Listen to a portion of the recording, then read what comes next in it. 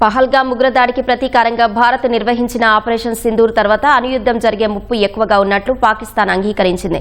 నూర్ ఖాన్ వైమానిక స్థావరంపై భారత్ దాడి చేసిన బ్రహ్మోస్ క్షిపణికి అణు వార్ హెడ్ ఉందా లేదా అని గుర్తించేందుకు తమ సైన్యం వద్ద కేవలం 30-45 సెకన్ల సమయం మాత్రమే ఉందని పాకిస్తాన్ ప్రధాని సలహాదారు రానా సనావుల్లా తెలిపారు.